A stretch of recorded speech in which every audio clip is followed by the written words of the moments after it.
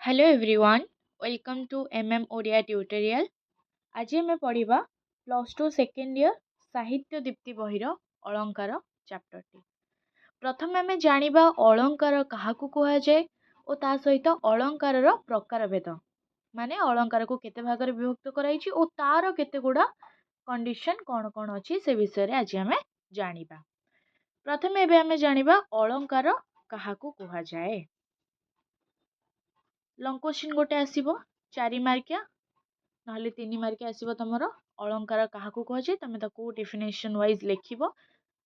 प्रथमे आमे जानिबा अलंकार कहिले काव्यर शोभा विधायक एक धर्म को बुझाए। अलंकार कहिले काव्यर शोभा विधायक गोटे काव्यर तार केमती ताकू शोभा दउथिबो विधायक एक धर्म को बुझाए। कवि सर्वदा चेष्टा करे काव्य साहित्यर सौंदर्य वृद्धि करी रसिक पाठ मानक हृदय को आकृष्ट करिबा पई।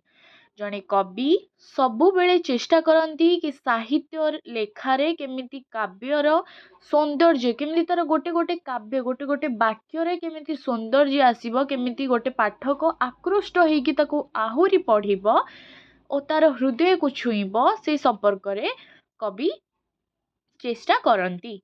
तेणु कुहा जाइछि अलंकरणम अलंकारः अलंकरणम अलंकारः अर्थात काव्यर सौंदर्य हेउछि अलंकार। अलंकार काहाको कुहा जाए ना अलंकरणम अलंकारः लिखिबो तापर लिखिबो अर्थात काव्यर सौंदर्य हेउछि अलंकार। एक मार्किया रे क्वेश्चन टा आसी पारे।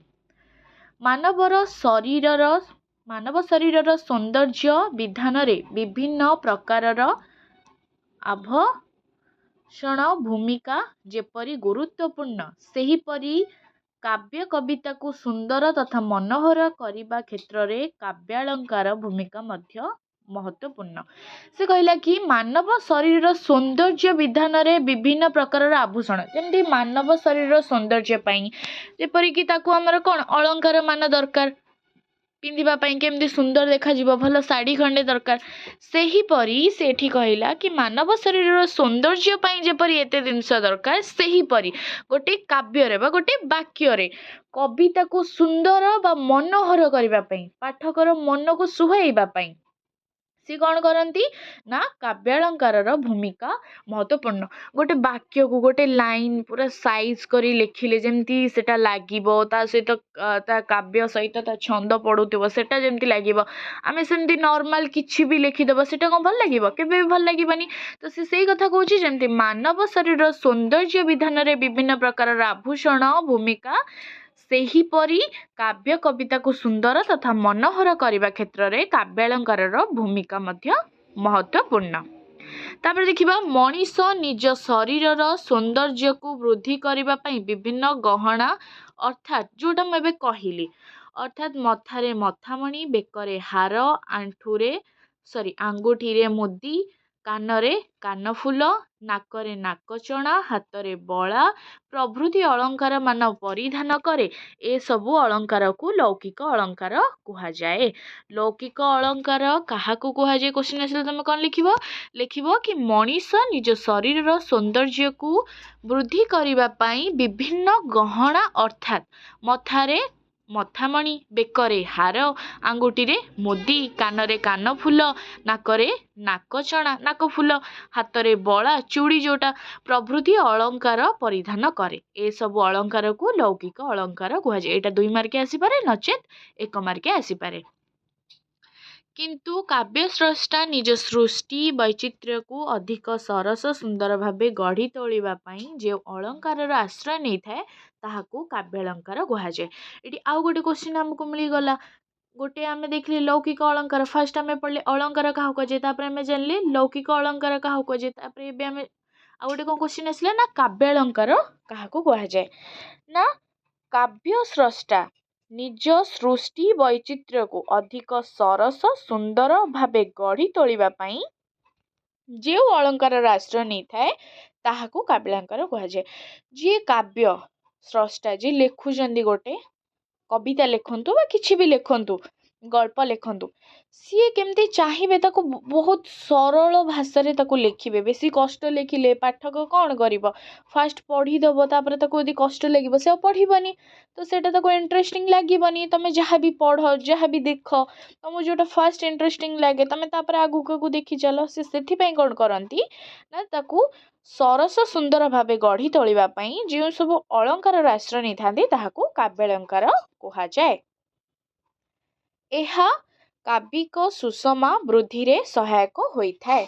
ସେଥିପାଇଁ ଅଳଙ୍କାରିକ ଭାମହ କହିଛନ୍ତି ନ କାନ୍ତମପି ନିର୍ଭୃଶଂ ବିଭାତି ବନିତାଂ ମୁଖମ୍ ଅର୍ଥାତ୍ ଅଳଙ୍କାର ବିନା ନାରୀର ମୁଖମଣ୍ଡଳ ଓ ଅଙ୍ଗ ପ୍ରତ୍ୟଙ୍ଗତିର ସୌନ୍ଦର୍ଯ୍ୟ ଯେପରି ପ୍ରକାଶିତ ହୋଇପାରେ ନାହିଁ ଠିକ୍ ସେହିପରି କାବ୍ୟ ସୁନ୍ଦରୀ ଅଳଙ୍କୃତ ନହେଲେ ରସିକ ପାଠକଙ୍କ आकर्षित करिपारिबो नाही।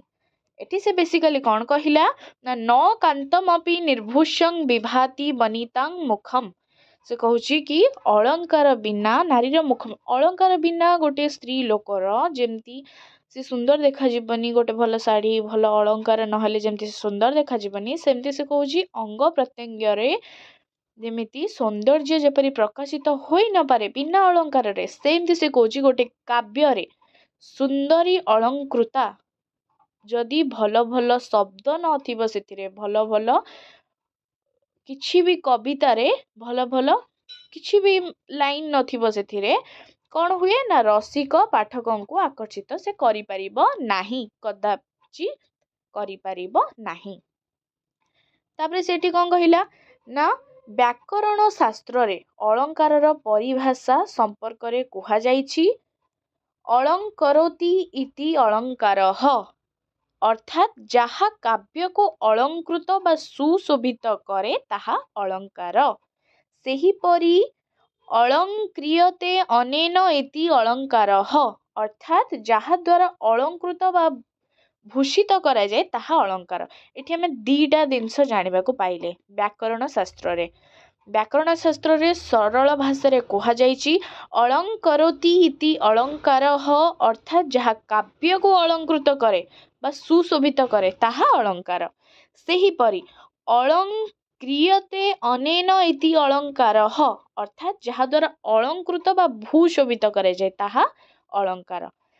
आचार्य दंडी तांको काव्यादर्श ग्रंथरे कहिसंती काव्य शोभाकरान धर्मान अलंकारान प्रच्यक्षते अर्थात जो धर्म काव्यर शोभा बा सौंदर्य वर्धित करे ताहा ही अलंकार। से सीधा सीधा ये कौन कहले ना काव्य शोभाकरान धर्मान अलंकारान प्रच्यक्षते से कहते जो धर्म काव्यर शोभा बा सौंदर्य वर्धित करे ताहा ही अलंकार। यह काव्यर अस्थिर धर्म एही दृष्टिकोणरू विचार कले साहित्य रे अलंकार एकांती उपयोगी। एबे हम जानले कौन ना अलंकार काहाकू कुहा जाए अलंकार काहाकू कुहा जाए तार बुझी गले तार डेफिनेशन सहित कि कौन देइचंदी ताकू सब आमे जानी गले कि कौन कहिचंदी काव्य अलंकार कौन आ बाकी जहाँ सब थिला तार गोटे गोटे शॉर्ट नोट करदब। एबे आमे जानिबा अलंकार प्रकार भेद अलंकार को केते भागरे विभक्त करा जाइछि। शब्दर अर्थर शब्द और अर्थर समन्वय काव्यर सौंदर्य वृद्धि हेउथिबारु उभय दृष्टिकोणरू अलंकार मुख्यतः दुई प्रकार शब्द और अर्थर एटा गोटे एक मार्किया क्वेश्चन आसीबो। शब्द और अर्थर समन्वय काव्यर सौंदर्य वृद्धि हेउथिबारु उभय दृष्टिकोणरू अलंकार को दुई भाग में विभक्त कराइछि कहार ना शब्द और अर्थर समन्वय रे दी जनक समन्वय रे बा दी जनक मिक्सिंग रे सेटा जथा कौन कौन अलंकार केते भाग में विभक्त कराइछि ना गोटे होछि शब्दालंकार आ गोटे होछि अर्थालंकार। शब्दालंकार और अर्थालंकार केते भाग में विभक्त एबे हमें जानिबा। ए देखो टेबल गोटे करि देइछि तमे एटा एग्जाम रे भी कले भलो मार्क आसीबो। जदि तुम पढ़ला अलंकार क्या कहुए अलंकार प्रकार भेद विषय वर्णना कर जी तुम पढ़ल अलंकार डेफिनेशन से लिखिदेव तापर प्रकार भेद ये टेबुलटा करदेव बाकी तार जदि भीतर डेफिनेशन कहब तो सेमती वर्णना कर देख एबे देखिबा अलंकार। अलंकार दुई भागरे विभक्त, गोटे हूँ शब्दालंकार आ गोटे अर्थालंकार। शब्दालंकार केते भागरे विभक्त ना 3 भागरे विभक्त। अर्थालंकार केते भागरे विभक्त ना 5 भागरे विभक्त। शब्दालंकार जो 3 भागरे विभक्त कौन कौन ना अनुप्रास, जमक, श्लेष। अर्थालंकार जो 5 भागरे विभक्त से कौन कौन ना उपमा, रूपक, उत्प्रेक्षा, व्यतिरेक, विभावना। ए वर्ष हमर क्वेश्चन आस्तिला ना उत्प्रेक्षा अलंकार केते भागरे विभक्त आउ तार वर्णना कर से विषय आस्तिला। आ गोटे ता अरे आस्तिला विभावना विषय, विभावना आइदर व्यतिरेक विषय गोटे क्वेश्चन आस्तिला। तो से परे हम देखिबा शब्दालंकार रे अनुप्रास, जमक, श्लेष ता विषय आम वर्णना करवा। अल्प अल्प पढ़ा, भलरे नोट कर, भलरे बुझब, जोटा न बुझी पार कमेंट मध्यम जनइब। शब्दालंकार। शब्दालंकार एबे आम जानिबा शब्द उपरे गुरुत्व आरोप करी जो अलंकार सृष्टि ताहाकू शब्दालंकार कुआजे। शब्द उपरे आम प्रथमतः ध्यान देवा ना शब्द तार शब्द ठीक अच्छी कि नहीं आम से विषय रे प्रथमतः ध्यान दबा। एहा द्वारा काव्य रे व्यवहृत शब्द सरस, सुंदर, श्रुति प्रिय होता है।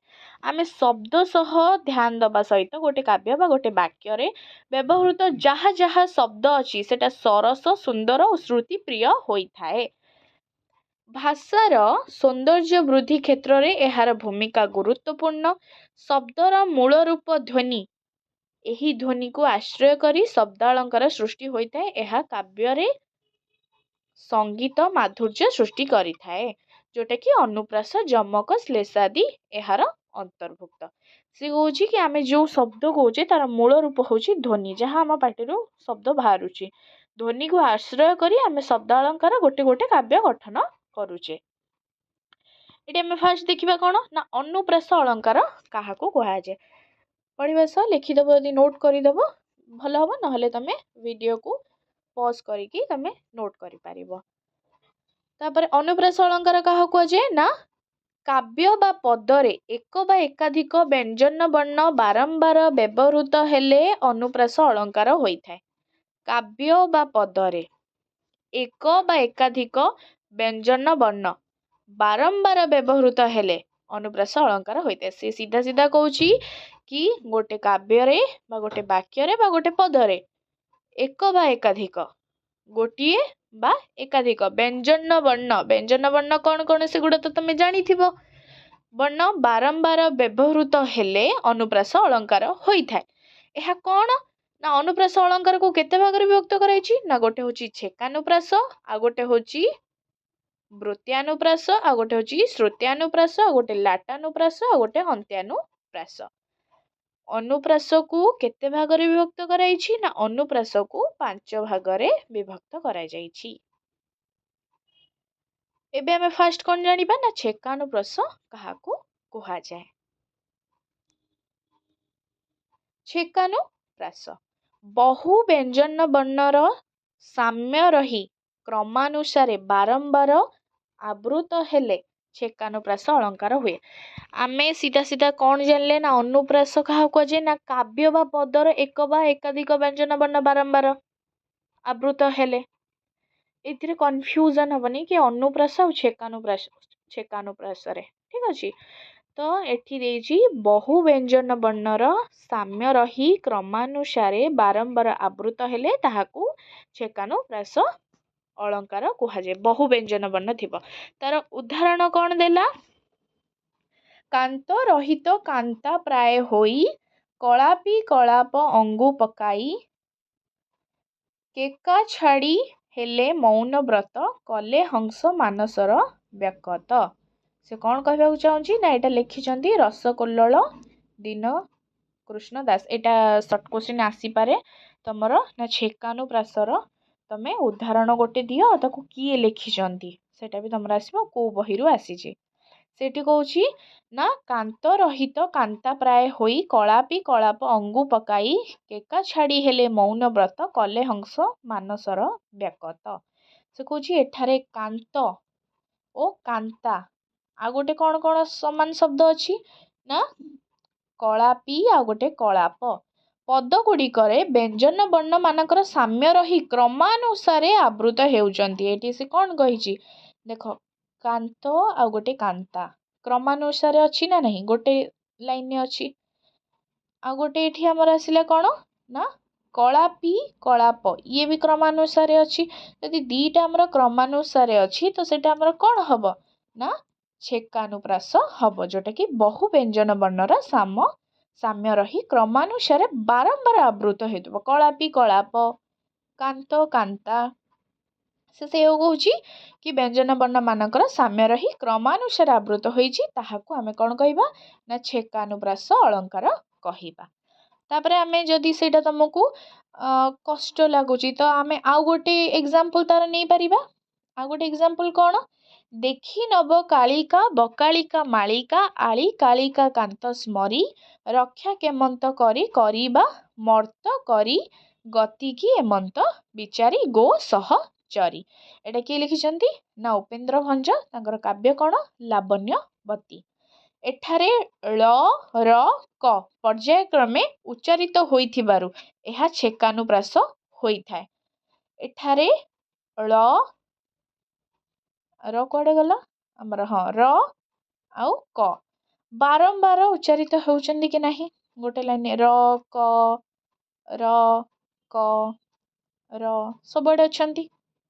ତ ସେ ସେଇ କଥା କହୁଛି, ଦେଖି ନବ କାଳିକା ବକାଳିକା ମାଳିକା ଆଳି କାଳିକା କାନ୍ତ ସ୍ମରି ରକ୍ଷା କେମନ୍ତ କରି କରିବା ମର୍ତ୍ତ କରି ଗତିକି ଏମନ୍ତ ବିଚାରି ଗୋ ସହଚରି।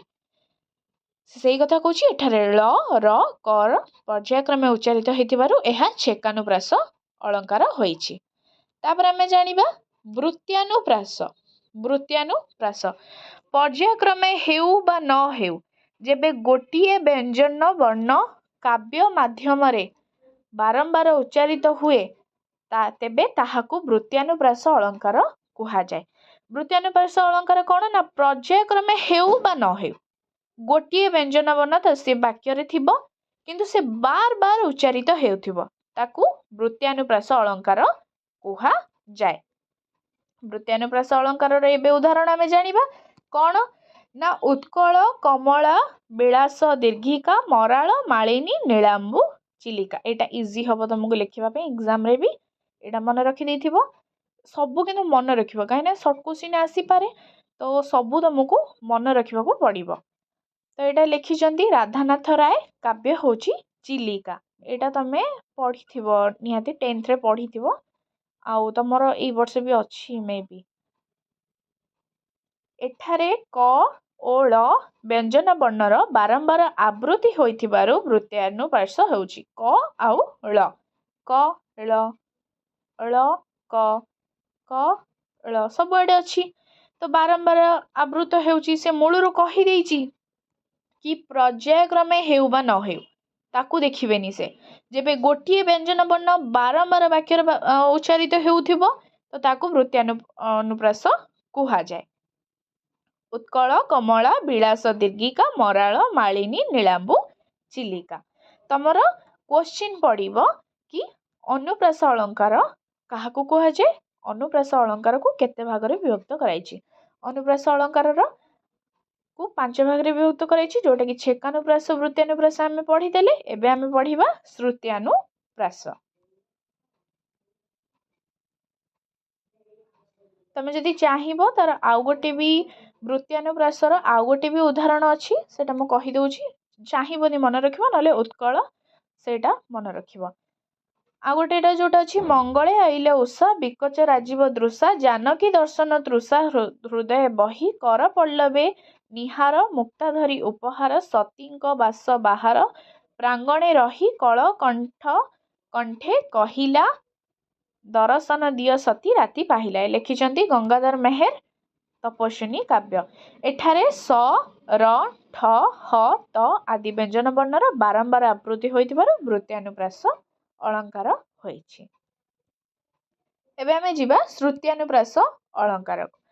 ସାଧାରଣତଃ କଣ୍ଠ ତାଳୁ ମୃଧା ଦନ୍ତ ओष्ट्य प्रभृति मध्यरु जेकौनसी स्थान रे उच्चारित व्यंजन वर्ण मानकर आवृत्ति को श्रुत्यानुप्रास अलंकार कुहाଯାଏ जोटा कि कंठरु तालुरु मृधारु दंतरु ओष्ठरु जो सबू आमर व्यंजन वर्ण आम उच्चारण करुचे तमें आगु गोटे देखीदब गोटे जो भी पदटा मन पड़ो एग्जाम रे धर मन भी न पड़ो तुम श्रुत्यानुप्रासर दीटा भितर गोटे मन पड़ा तुम आग ताको उच्चारण कर देखिए जोटा कंठ तालु मूर्धा दंत ओष्ठरु आसुथिबो बार बार उच्चारित होइथिबो एहा श्रुति प्रिय हेतु एहाकू श्रुत्यानुप्रास कहुए मु जो कथाटा कहूँ तुमको श्रुति प्रिय लगुव से तुम ताकू नोट करुच तो से कथा कहूँ एहा श्रुति प्रिय हेतु एहार नाम श्रुत्यानुप्रास उदाहरण कौन ना पर परजाबी हरिले बळे सुर सुरदेश त्रासे बिरस हेले विग्ध चिंतामणि अभिमन्यु सामंत सिंहार प्रथम पाद्य एठी कौन अच्छी ना प्रथम पाद्य व्यवहृत ओष्ट्य व्यंजन वर्ण प ओ ब और द्वितीय पाद्य दंत्य व्यंजन वर्ण सर पुनरावृत्ति होइतिबार यह श्रुत्यानुप्रास अलंकार हो जाए यहाँ टिके तुमको जब सहज लगे तुम यहाँ लिख ना मो मतरे तुम सबुठु सहज एटा तुमको लगे कि असंभाळे फिटी कुंतल भूमि जाए परसी जेणे अनाउछि ललना फूल जाए बरसी राधानाथ राय चंद्र भागा काव्यरू आसी एठारे व्यंजन वर्ण ल और लर पुनरावृत्ति होइथिबार यह श्रुत्यानुप्रास हुए ल आउ लर एवं देखिबा तापर कोन हैला ना लाटानुप्रास लाटानुप्रास का कहुए ना यह पदगत अनुप्रास अटे शब्द और अर्थ उभयंक पुनरुक्ति हेबा सत्वे से उभयंक मध्यरे कौनसी तात्पर्यगत पार्थक्य थिले लाटानुप्रास अलंकार हुए उदाहरण उदाहरण कौन देला ना कष्ट महीधर महीधर करक कलमस बारण बारण अंतक रसकोल्लोल दीनकृष्ण दास एठारे महीधर बारण शब्द मानकरे तात्पर्यगत विभेद परिलक्षित होइथाए लाटानुप्रास सेइथिलागि से अलंकार को कुहा जाइछि तार आउ गोटे उदाहरण आमे कोन जानिबा ना उपाधि जड़िते उपाधि जड़ित उपाधि रे आज करिब जड़ित एटा लिखिदबो राधानाथ रायंकर तांकर सहज काव्यटा दरबार काव्यरू आसी अछि आर अर्थ कोन आमे जानिबा ना एठारे अर्थगत विभेद नाही सत मात्र तात्पर्यगत विभेदरे उपाधि शब्द पुनः पुनः प्रयोग होइथिबारु लाटानुप्रास होइछि एगुड़ा सब भलरे नोट करदब जोटा कि तुमर बोर्ड एग्जाम रे निहाती आदरू गोटे लॉन्ग क्वेश्चन आसीबो अंत्यानुप्रास एबे आमे जानिबा लास्ट अंत्यानुप्रास नेक्स्ट क्लास रे आ बाकी जहा रहिला पढिबा पादर अंत्य व्यंजन वर्ण और उपांत्य व्यंजन वर्ण पूर्व ओ परवर्ती स्वर वर्णर समता रही आवृत करागले अंत्यानुप्रास अलंकार हुए पादर अंत्य व्यंजन वर्ण और उपांत्य व्यंजन वर्ण जोटा कि अंत्य व्यंजन वर्ण वर्णर पूर्वर उपांत्य होची परवर्ती स्वर वर्ण तो आम गोटे उदाहरण देखले आम जानी परिबा उदाहरण कौन ना अप्राकृत प्रेम तार नाम काम आयतरे रहीकि से हेले बाम विदग्ध चिंतामणि अभिमन्यु सामंत सिंहार एठारे प्रथम और द्वितीय पाद्य अंत्य व्यंजन वर्ण मर उपांत्य स्वर वर्ण अ आर आवृत होइथिबारु अंत्यानुप्रास होइछि एटा न लिखि तमे सहज एटा लिखिदब यदि भल हम तुम राधानाथ रायंकर सेकंड नंबर उदाहरणटा केही रही नाही रहिबे नाहीटी भवरंग भूमि तले सर्वे निज निज अभिनय सारी बाहुड़ीबे काल बळे राधानाथ राय पार्वती काव्यरू आसी अछि एठारे प्रथम और द्वितीय पादर अंत्य व्यंजन वर्ण लर उपांत्य स्वर वर्ण अ ओ ए सह आवृत होइथिबारु अंत्यानुप्रास होई अछि तो आज आमे जानले कोन ना अनुप्रास अलंकार काहाकू कहा जाए अनुप्रास अलंकार को କେତେ ଭାଗରେ ବିଭକ୍ତ କରାଯାଇଛି ସେ ସମ୍ପର୍କରେ ତାର ଉଦାହରଣ ସହିତ ଜାଣିଲେ ଓ ଅଳଙ୍କାରର ଡେଫିନେସନଟା ଆମେ ଭଲରେ ଜାଣିଲେ। ଏମିତି ବି କ୍ୱେଶ୍ଚିନ୍ ଆସିପାରିବ ଅଳଙ୍କାର କାହାକୁ କୁହାଯାଏ, ଅଳଙ୍କାରର ପ୍ରକାର ଭେଦ। ନହେଲେ ଏମିତି ବି କ୍ୱେଶ୍ଚିନ୍ ଆସିପାରିବ ଅଳଙ୍କାର କାହାକୁ କୁହାଯାଏ, ଅଳଙ୍କାର ପ୍ରକାର ଭେଦରେ ଶବ୍ଦ ଅଳଙ୍କାରର ଅନୁପ୍ରାସ ଅଳଙ୍କାରଟା ବୁଝାଅ। ତ ଆମେ ଶବ୍ଦ ଅଳଙ୍କାରର ଅନୁପ୍ରାସ ଅଳଙ୍କାରଟା ଜାଣିଲେ ଅନୁପ୍ରାସ ଅଳଙ୍କାରକୁ 5 ଭାଗରେ ବିଭକ୍ତ କରାଯାଏ ତାର ଉଦାହରଣ ସହିତ ଆମେ ଆଲୋଚନା କଲେ। ନେକ୍ସଟ କ୍ଲାସରେ ଆମେ ଯମକ ଅଳଙ୍କାର ସମ୍ପର୍କରେ ଜାଣିବା। ଯମକ ଓ ଶ୍ଲେଷ ଗୋଟେ ଦିନରେ ସାରିଦେବା ଯଦି ଟାଇମ୍ ହେଲା ତ, ନହେଲେ ଡେଲି ଗୋଟେ ଗୋଟେ ଆମେ ସାରିଦେବା ଜଲ୍ଦି। ତ ଯଦି ଭିଡ଼ିଓଟି ଭଲ ଲାଗିଛି ତ ପିଲେ ନିଜ ସାଙ୍ଗମାନଙ୍କୁ ସେୟାର କର, ଲାଇକ୍ କମେଣ୍ଟ ସେୟାର କରିବାକୁ